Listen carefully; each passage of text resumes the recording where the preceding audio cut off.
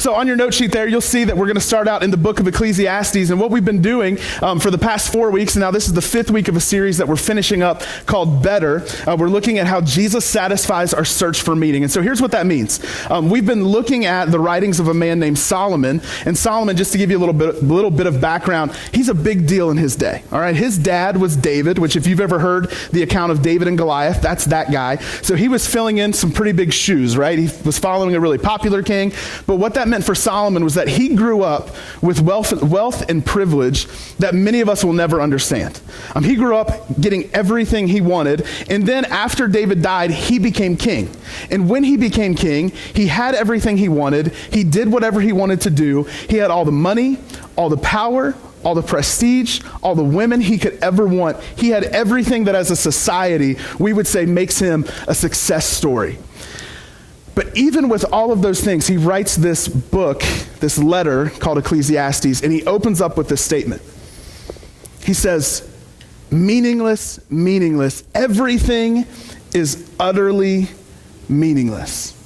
He says life, when you experience it, seems to be devoid of meaning. It seems to be devoid of purpose. And so he begins in Ecclesiastes to lay out, in the midst of everything he's done, why he believes life is meaningless. Now, you might be sitting here going, like, why in the world would a church talk about the meaninglessness of life? That doesn't sound like something you would normally want to hear about when you go to church, right? Like, hey, I want to go to church and get excited. Here's how life is meaningless. And you go home like more depressed than when you came in. Right, here's the thing. We believe that while Solomon is incredibly wise, we believe he's processing things that every single one of us as human beings process. That he's processing emotions and feelings and processing his mind through experiences that every single one of us go through, maybe not in the same circumstances, but many a times we have the same thoughts. Like, let's be real. I have sat down many nights and gone, man, I wonder if there's something to this God thing or if he's fake. I wonder if this is just cultural, right? Like I grew up in America, but what if I grew up somewhere else? And now you start to wonder, like, I wonder if God's real. Here's the thing about Solomon. While he makes this case that life is meaningless, you're going to see time and time again, even in the book of Ecclesiastes, where he goes back to understanding there has to be something more. And so for us on this side of history, we've now seen and experienced the life of Jesus Christ.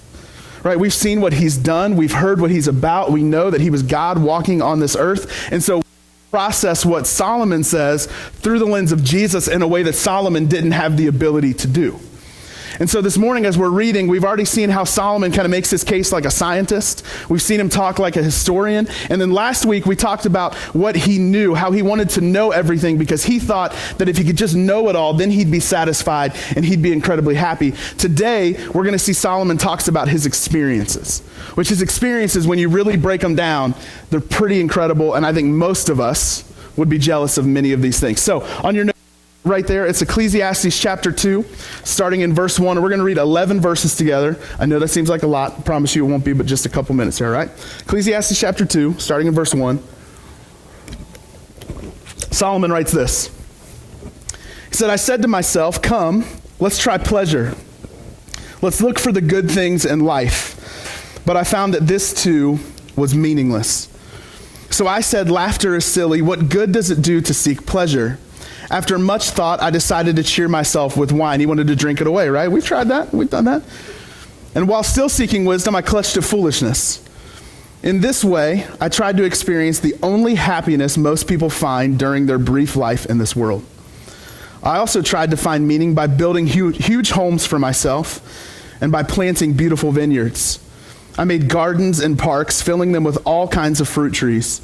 I built reservoirs to collect the water to irrigate my many flourishing groves. I bought slaves, both men and women, and others were born into my household.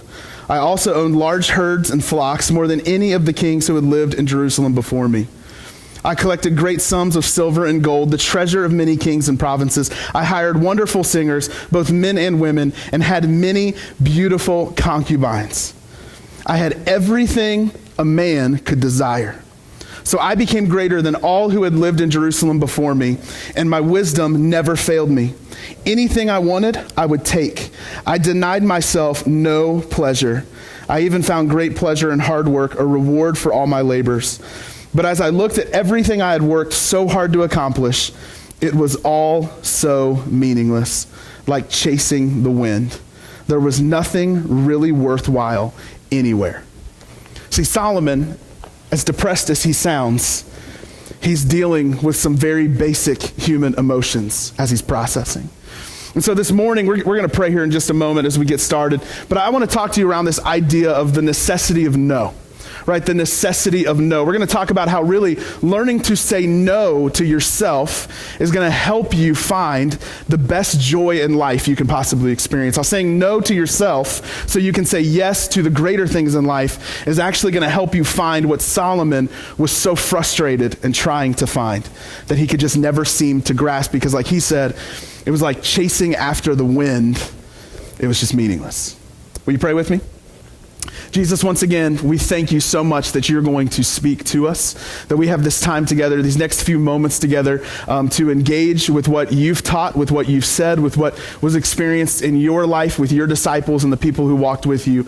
Jesus, my prayer this morning is that for these next few moments, we would just kind of, I don't want to say suspend our disbelief, but we would simply be open to the possibility of what living life with you would be like.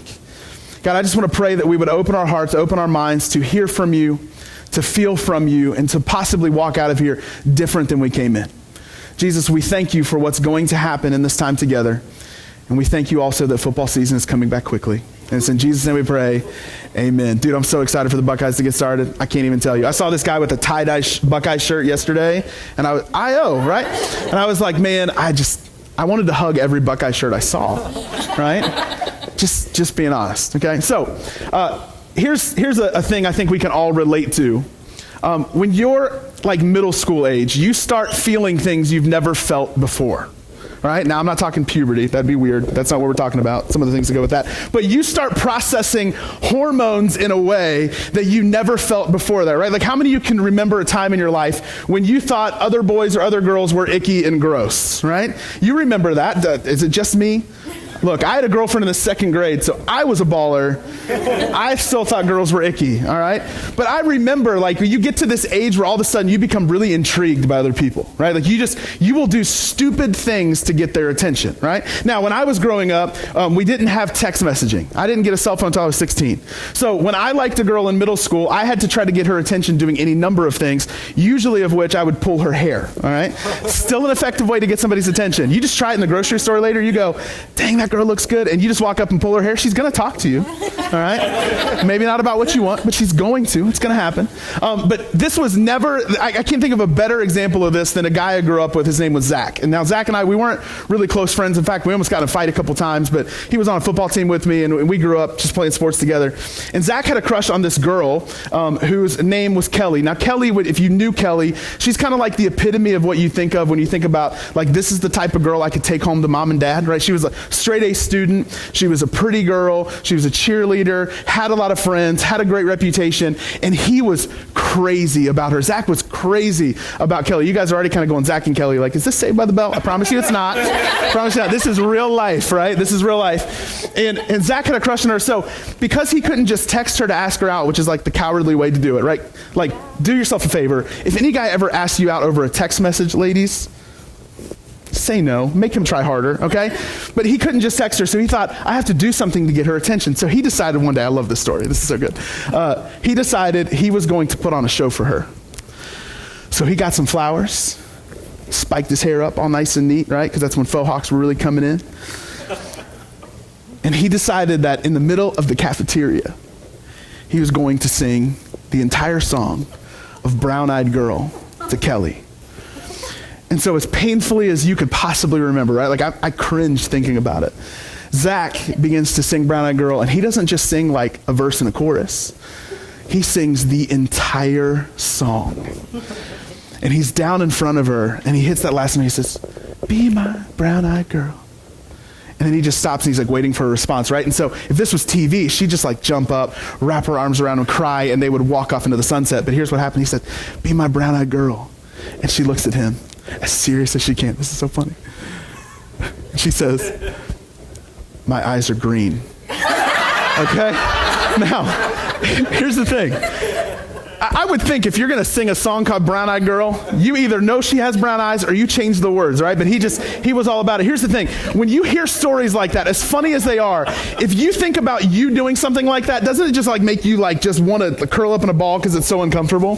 Right? Like I think about that and I go, oh my gosh, like I can feel, I'm sure what he felt. I can feel it. I can process it. We hate that. In fact, one of my favorite shows ever is a show called The Office, which isn't on anymore. But like Steve Carell's character in that show, he would constantly do such stupid things to put himself out there for women or to impress his boss, and you would see him do it, and I would almost have to turn the channel. I would get so uncomfortable watching this because I'm like, oh my gosh, he is making an idiot of himself, right? And do you know why I feel that way when I watch that show and when I remember stories about Zach and things like that happened?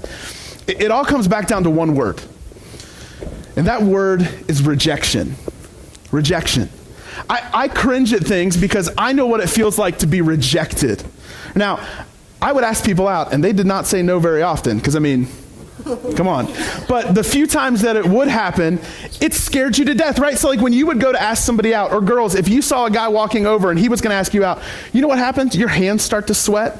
You're starting to figure out like, what do I do with my hands right now? Like, is it natural to be like this? Am I like, and you start like almost doing the robot, right? You're just like, like you don't even look natural. Like, dude, your voice, guys, like you could be 30 years old and it'll start cracking like you're 12, right? Because you're just so nervous about it. Like we get so nervous because we felt over and over the sting of rejection, right? This idea that you could try so hard like Zach. You could put everything into it. And still somebody would look at you and go, that wasn't good enough, it just didn't work. You feel rejected. This is honestly the feeling I'm sure that Solomon had to be feeling as he's looking back at his life. Is that he's tried so hard, he's tried so many different things to make himself happy. He's tried so many different things to make himself feel whole and complete. And at the end of the day, he's sitting there, an old man going, it was meaningless. Like think of everything that he tried so hard to accomplish and yet he still felt rejected. He tried denying his heart nothing, and it didn't work. He tried drinking the pain away, didn't work. He tried wrapping himself up in his job. It didn't work. He tried wrapping himself up in sex. He had 700 concubines. That means their job was there just to be there whenever he wanted them, and yet it didn't work. He tried wrapping himself up in marriage. He had a bunch of wives. It didn't work. He tried wrapping himself up in giving himself whatever he wanted, and it didn't work. He tried keeping all his wisdom, and it didn't work. Everything that Solomon tried, time and time again, he would try so hard. He would overcompensate for things, and yet it just didn't work. In fact, here's just a little side note for you. We tend to look at people who have everything we want and go, oh man, they must be happy. But do you know most of the time when people spend their entire life pursuing things, they're trying to figure out something that they can't figure out. So like while you're envious of them, they're still like, okay, well this didn't make me as happy as I thought it would. Right? He's trying so hard to figure it out, and yet over and over again, he's feeling rejected. He's feeling like it's just not working. And I think for us, let's be real. There are a lot of times in our lives where we try so hard to make ourselves happy, but we're only happy for a moment. Or maybe you're happy for a couple days or a couple weeks, and then it just doesn't work. And you feel the sting of rejection over and over and over again, and it changes the way you see life. It changes the way you see other people. It changes your ability to have a healthy lifestyle with people at work and with people that you interact with in your neighborhood. It changes your ability to have a healthy relationship with somebody else. It affects every part of who you are because eventually you feel the sting of rejection enough times and it shapes you from the inside out. All of us try so hard to be happy, and for most of us, the way we want to be happy is we just say yes to whatever we think will make us happy. But what if I told you that the way to really be happy, the way to find joy, the way to find your purpose, the way to walk in meaning, the way to figure it out was not in saying yes to everything, like, yes, give me that, give me more, let me do more, let me try harder. But what if the way to find purpose and to find meaning was actually learning how to say no to yourself? In fact, Jesus, we have to agree, at the very least, he had great leader, right? Even if you don't think he's God, he had to be a pretty great leader because, once again, 2,000 years later, we're still talking about him, and there's followers of his all around the world, although he never had social media, he never went on a bus tour, a speaking tour. He started in the Middle East, and it's just gone everywhere. He was at the very least a good leader, and he gave his disciples some insight into how to walk in purpose, how to follow the passion where they could truly be happy. And this is what we're going to find out here in Matthew chapter 16. Once again, it's on your note sheet. Jesus, just to give you a little bit of background, he's been speaking to his disciples, and they've just gotten done having this awesome moment where a lot of times when you read the scriptures, especially what we call the four gospels, which is Matthew, Mark, Luke, and John, that's about the life of Jesus, you're going to see Jesus's closest followers often mess up in gigantic ways.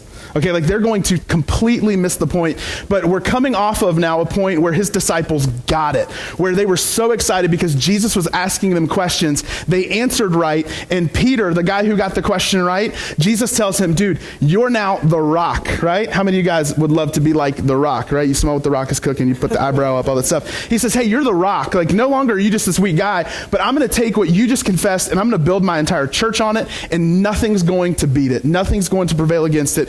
Even the power of hell can't stop it. Dude, emotionally, how pumped are you if you're that guy, right? So this has just gotten done, and now Jesus is still speaking to his disciples, and here's what he says in Matthew chapter 16, starting in verse 21. It says, from then on, Jesus began to tell his disciples plainly. Now, I know you're thinking, man, if he stops after every 5 words, we're going to be here forever. I promise that's not what's going to happen. But here's what I need you to know. A lot of times Jesus would teach through stories. He would teach through parables. And he did that on purpose because he was giving people information that then they could dig. If you wanted to know more, you could find that meaning. You could find that purpose. He loved to tell stories. But every once in a while, with his closest followers, he would tell them things plainly.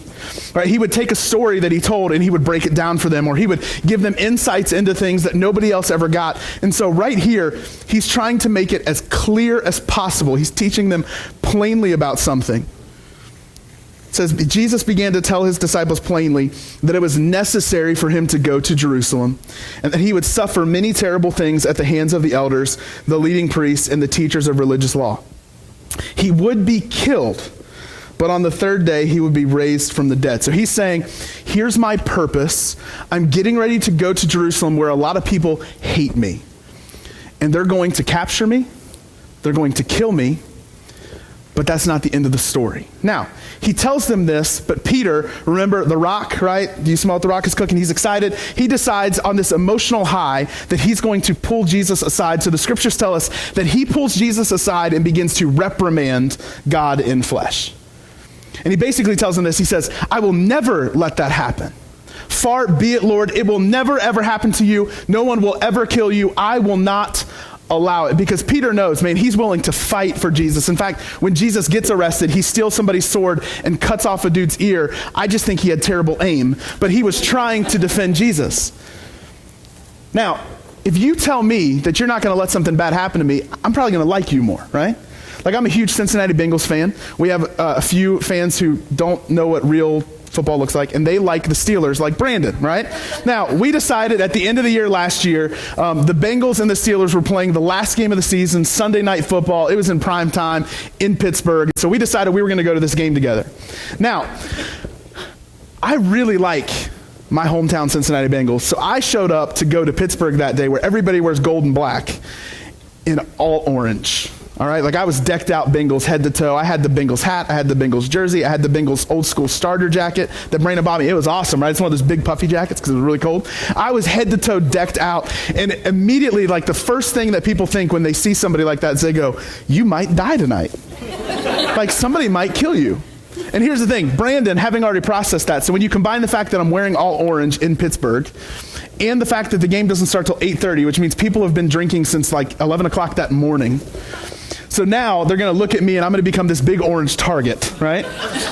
Brandon looks at me and I can't remember exactly what he said, but he said something like, hey, I'm not going to let anything happen to you. Like, man, I'll stick up for you. And I'm thinking like, yeah, dude, we're going to scrap, right? Not many opportunities as a pastor to get in a fight without you being stupid, right? So I'm like, yeah, we're back. And so we go there. Nobody messes with me. They picked on some other guy who was much smaller, a couple rows in front of us. But here's the thing. Like when Brandon tells me that, I feel better about our friendship, right? Because I know, like, push comes to shove. I don't want a friend who's going to just run away. Like, oh my gosh, he's getting beat up. And then just leaves, right? Like all of a sudden I'm in Pittsburgh, like bleeding out of my mouth, like, right? I love that. So here's the thing. When Peter says this to Jesus, like, imagine how Jesus probably would have felt. Like, if you're Jesus, you're probably thinking, heck yeah, dude. Look at our friendship. Look how close we are. You're not going to let anything happen to me. That's awesome, Peter. Congratulations. High five from the Son of God. This is going to be awesome. But Jesus' response is very different than that. In fact, Jesus looks at Peter and he says, get behind me, Satan. You went from being the rock to Satan in like 2 seconds. He says, get behind me, Satan. You're not thinking from God's point of view. You're simply thinking from the human point of view. Peter's being told, basically, you are missing the point. You've completely missed it. He's saying, you think your purpose is going to be wrapped up in just sticking up for me and making sure that everybody knows how big and bad you are and how great we are, and you want to have this big earthly kingdom? Man, that is not how this thing works. He says, you are missing the point. And so Jesus, as he often does when his followers miss it, he uses this now as a teachable moment. He turns to his disciples, the other ones there, because remember, Peter's pulled him aside. He's taken him away from his friends. So now Jesus now turns away from Peter and looks back at his friends, and here's what he says. He said, if any of you wants to be my follower, in other words, if any of you think that your purpose is really found in me and you want to follow me and you want to find purpose that way, you want to find meaning that way and happiness that way and joy that way, if any of you wants to be my follower, you must turn from your selfish ways. Take up your cross and follow me. Jesus is saying, I want you, if you're going to find purpose in me, which is honestly all my cards on the table, and that's where I believe we find our purpose. If you want to find that purpose, if you want to find that meaning, it starts with you turning from your selfish ways. It starts with you denying your basic human instinct to make much of yourself. Right? Even as kids, you can think of times where you did things to simply show people that you weren't dumb like somebody else, or you weren't stupid like somebody else, or you weren't weird like somebody else. We always try to posture ourselves to make ourselves feel great. He's saying, I want you to deny your basic human instinct to make much of yourself, and deny yourself so that in turn you can make much of me. The question is, why would we do that? Like, why would we go against the natural, basic human instinct to make much of ourselves? Jesus lets them know why. Here's what he says. He says, if you try to hang on to your life, you'll lose it. But if you give up your life for my sake, you will save it. What do you benefit if you gain the whole world but lose your own soul? Is anything worth more than your soul? See, Jesus is trying to tell them, hey, you can try so hard to make yourself happy in a million other ways, to crush your soul. You can try as many ways as you want to find peace in your life. You can try drinking it away, working it away, relating it away. You can try so many things, but it's going to crush your soul. If you want to find peace, you've got to turn from your selfish ways. In fact, here's a way that I put it so we can remember it, okay? Is that if I want to say yes to purpose, yes to Jesus, yes to this relationship that can give me everything I need, if I want to say yes to Jesus, then I need to learn that saying yes to Jesus often means saying no to me. Saying yes to Jesus often means saying no to me. Now, if you're a grammar person in here, you're going, it should be no to myself. I get it. I just thought it sounded cooler this way, so I want to put it that way. But saying yes to Jesus often means saying no to me. So if I'm going to say yes to the one that I believe is where we find purpose, if I'm going to say yes to the one that I believe gives us meaning, then I have to learn how to say no to myself. So here's what I want to do. Last couple minutes we have together, I promise you we're going to move quick. I want to look at 3 necessary no's for us. 3 ways that if we learn to tell ourselves no, we're going to find our life is going to get better. So if you're a Christian in here, if you're a follower of Jesus Christ, here's what I'll tell you. These are absolutely necessary for you because this is how you're going to kill your ego. This is how you're going to end up making less of yourself so you can make much of God. If you're not a Christian, here's what I'll contend with you. These things are going to help you. That if you learn to say no to yourself in these ways, it's going to make everything about your life better. I promise you that. All right? So 3 necessary no's. The first necessary no is this, is saying no to my selfish feelings. Saying no to my selfish feelings. Remember Peter? Right? One minute he's the rock and the next minute he's what? Satan. if he went off how he felt, his life would become an emotional train wreck, right? We all process emotions. I'm a very emotional person. All right, I'm just going to be honest with you. I run hot and I run cold. It is nothing for me to be incredibly ticked off just waking up in the morning and then the next minute be like, hey, let's go have fun, let's play, right? Like I'm a spaz, all right? I'm an emotional basket case. So my life, I tend to go like this all day. I respond quickly. I do things I shouldn't do. I probably say things I shouldn't say. I respond to my emotions. So for me, this is like the big one that I really struggle with, saying no to myself. But think of Peter, okay? How would you feel if you're Peter and you went from being commended by Jesus or commended by your boss, commended by your friend, commended by a parent, and then the next they're telling you that you're the absolute worst thing you could ever possibly be? Like, think of how that would make you feel in that moment. See, Peter probably felt rejected by Jesus at that point. He probably felt like he was as far away from Jesus as he could be, even though he was standing in the same room. He probably felt like he was the biggest failure. But you know, here's the truth about our feelings. That what I feel isn't always what's real. What I feel isn't always what's real. You can feel something, it doesn't mean it's true. Right? I've been married now for 8 years, which I know is not a lot compared to some of you guys. Man, I commend you. Awesome, you're doing great. But I've been married for 8 years. In those 8 years, my wife and I have had some big fights, okay? Like big fights where you say things you know you shouldn't say, you do things you wish you wouldn't have done, you react to things that you wish you would have never reacted to, and the temptation in those fights is to walk away and go, oh man, our marriage is over. I feel like this can't get better. I feel like I'm a gigantic failure. And if you acted on those feelings, what would happen? You'd give up on some of the greatest things in life way too soon. But what if in those moments you realize that, okay, just because I feel it, it doesn't mean it's real? Like what if just because I feel like you hate me, I can remind myself that no, you actually like me, you love me. What if I feel like I've messed it up and it can't be fixed, but it could actually be fixed? What if you gave yourself time to process that? Because what we feel isn't always what's real. So let me give you a little bit of practical advice before we move on to the second necessary no. If you're like me, I'm emotional, but even if you're not emotional, we all interact with things that are packed with feelings. Like somebody's going to say something to you that's going to make you feel a lot in a moment. Something's going to happen that is out of your control, that is going to well up all sorts of feelings inside you. And the biggest temptation in that moment is to react in the moment. You guys know what I'm talking about? The biggest temptation is to tell somebody what you feel because that's my right. I just got to get it off my chest. But can I tell you this? One of the best things you can do is to give yourself time and space. Like if you're in a situation that is packed with emotion, I would suggest with you, man, take a couple days before you respond. The world's still going to spin if you don't respond, guys. Nobody's going anywhere. Nothing's changing, right? You can take time to respond. In fact, I had a situation come up a few months ago, and I won't go into details of it, but here's the thing. I was about as ticked off as I've ever been. Like, somebody did something that made me question, can we even be around each other anymore? Like, I was so mad. And I remember I'm processing out loud with my wife. I'm processing out loud with one of my friends that I trust. I even have a guy who's like a coach for me, like a mentor. I called him, and I sat there with a piece of paper, like blank, front and back. I'm just filling this up with everything I'm thinking because I'm like losing my mind. I'm so upset. The best thing I did was I didn't respond to this person for 3 days. Like I had other people being like, hey, when are you going to talk to that person? When are you going to talk to that person? And I'm like, I'm waiting. And that was hard. But can I tell you now, I look back and I go, okay, number one, I still have a relationship with that person because I didn't lose my mind in the moment. I was able to handle everything with integrity because I didn't lose my mind in the moment. And hopefully I set a good example for the people who I confided in. Man, if you're in an emotion that's a time that's filled with feeling, filled with emotion, take your time. All right? Second necessary no is saying no to my selfish ambitions.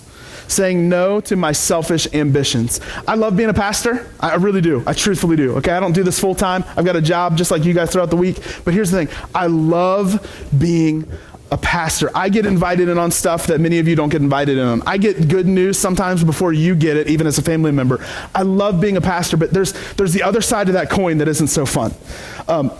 Typically, as a pastor, when somebody's life is falling apart, guess who they call right after they call the police or 911? This guy, right? And so I'm there not just in the good times, but a lot of my calling in life, man, I want to be there in the worst of times. One of the worst times ever in my life was a few years ago. I got a call from a friend of mine who let me know their marriage had completely fallen apart. Just completely deteriorated, wanted me to come in and kind of do damage control, see if we could fix this thing. And so I obliged. I was more than happy to, but I'll be honest, I was surprised because this couple was awesome. This couple was like the couple you would look at from the outside and go, dang, if we could have more marriages like that, this would be awesome. If I could have people mentor somebody about marriage, it's this couple. I mean, they spoke well about each other. They interacted well. They were friendly. They loved each other. They considered each other so well. And I remember I'm sitting there trying to figure out, I'm like, what happened? Well, what happened was one of the two decided that they wanted to better themselves. And so they started going to all these different things, all these different seminars, and what they learned about in those seminars was, if you want to really find your purpose, then you need to get rid of everything in your life, all attachments, everything, so that you can be better. You have to get a fresh start, and you can't go back completely to when you were a child, but you can find that childlike innocence by leaving everything. The goal was to get better. And the way you get better is by letting your ambition drive your decisions.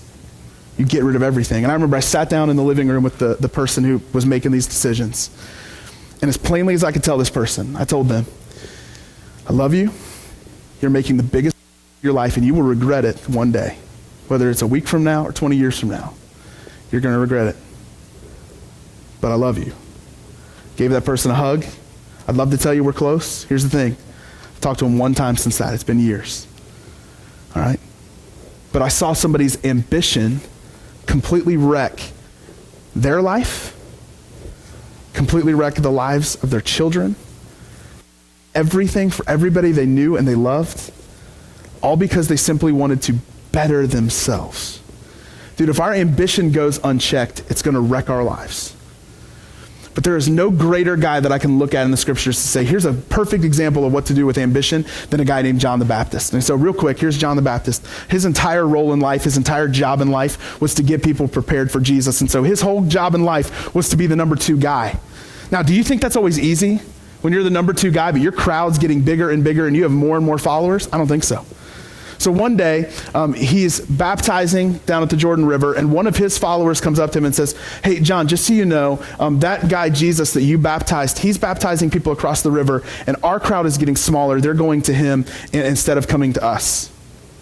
I mean, when you hear that kind of information, it tends to make your pride well up, and you're like, man, I want to fix this. I want to change this. But John, he says something that I think every single one of us can learn from. Here's his response to his disciple. He says this in John 3:30. He says, he must become greater and greater, and I must become less and less. He must become greater and greater, and I must become less and less. He must become a bigger deal, and I must become a smaller deal. He has to get greater, I have to get lower. Now maybe you're sitting here and going, man, I don't think I could ever do that. I don't think I could do that if like my sales were going down and my friends were leaving and everything wasn't working out. I don't think I could handle that. Here's what I need you to know, that becoming less is a process. Okay, becoming less is a process. It doesn't happen overnight. John had been number 2 his entire life. And so when it came time to let the number 1 guy shine, he was ready, even when it hurt.